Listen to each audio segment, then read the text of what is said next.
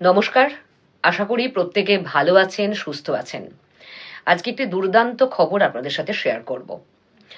Supreme কোর্টের নির্দেশে অযোগ্য শিক্ষকদের বেতন ফেরত দেওয়ার কথা বলা হয়েছিল এবং সেই এপ্রিল মাসে সুপ্রিম কোর্ট যে নির্দেশ দিয়েছিল যে অযোগ্য শিক্ষকদের বেতন ফেরত দিতে হবে, সেই প্রক্রিয়া শুরু হয়ে গেছে, এমনটাই জানিয়েছে রাজ্যের শিক্ষা দপ্তর।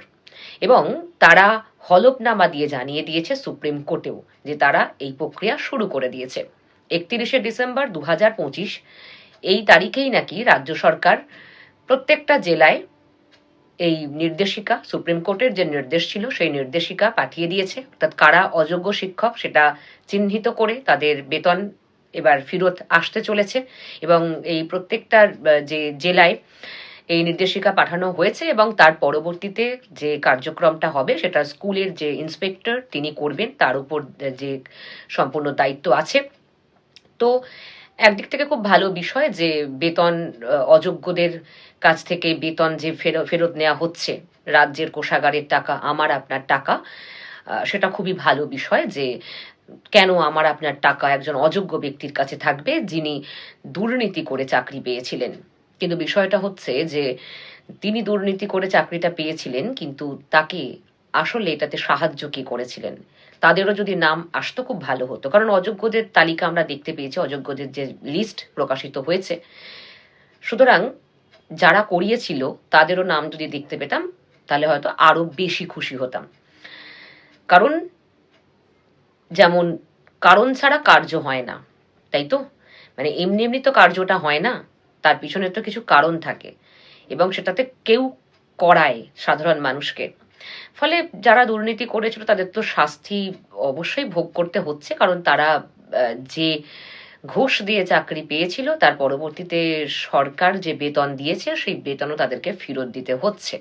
ফলে তো তাদের তো এর থেকে বড় কিছু শাস্তি আর নেই।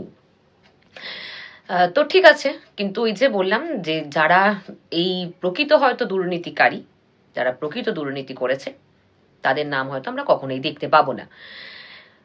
তো যাই হোক, পাশাপাশি আরো একটি বিষয় যে 2016 সালের যে সমস্ত ক্যান্ডিডেটস ছিলেন তাদের প্রত্যেকের, যারা পরীক্ষা দিয়েছিলেন প্রত্যেকের ওএমআর প্রকাশের কথাও বা নির্দেশ সুপ্রিম কোর্ট দিয়েছিল। প্রায় 21 লক্ষের কাছাকাছি ক্যান্ডিডেটস 2016 সালের।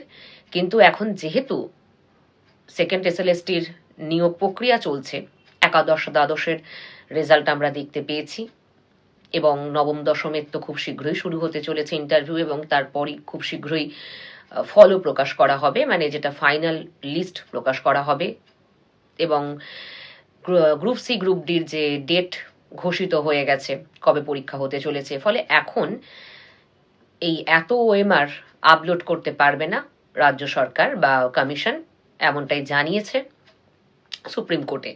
ফলে যেহেতু ওয়েবসাইটের উপর খুব চাপ পড়তে পারে বা ওয়েবসাইটের ক্যাপাসিটি এত নেই, তাই তারা পরবর্তীতে এটিও আপলোড করবে। যাই হোক, যে রাজ্য সরকার পদক্ষেপ নিয়েছে, রাজ্য সরকার এই বিষয়টা নিয়ে ভাবছে এবং রাজ্যের শিক্ষা দপ্তর যে দ্রুত কার্যক্রম শুরু করেছে, তো এটা খুবই ভালো খবর, ভালো বিষয়। এখন দেখার বিষয় যে পরবর্তীতে কি হয় এবং আগামীকালই এই মামলা শুনানি আছে বিচারপতি সঞ্জয় কুমারের বেঞ্চে। তার পরবর্তীতে সে শুনানিতে কি আসছে, তারপর শীর্ষ আদালত কি বলছে, সেটা পরবর্তীতে যেটা আমি জানতে পারবো, যে খবরটা আমি পাবো, অবশ্যই আপনাদের সাথে শেয়ার করব। তবে আপনার কি অভিমত অবশ্যই আপনি জানাবেন। আমার অবশ্যই একদিক থেকে খুব ভালো লেগেছে, ভালো খবর এটি আমার কাছে, কারণ সত্যই অযোগ্য শিক্ষকদের বেতন ফেরত দেওয়ার কথা, কারণ তারা একজন যোগ্যকে প্রতারিত করেছে, তো তাদের অবশ্যই শাস্তি হওয়া দরকার ছিল, তো সেটাই হচ্ছে। আশা করি সবই ভালো হবে এবার, তো আমাদের আশাই রাখতে হয়। তবে আপনারা কি ভাবছেন, আপনাদের কি অভিমত, এটা কি আপনাদের জন্য ভালো লাগছে কি না লাগছে অবশ্যই আমাকে জানাবেন।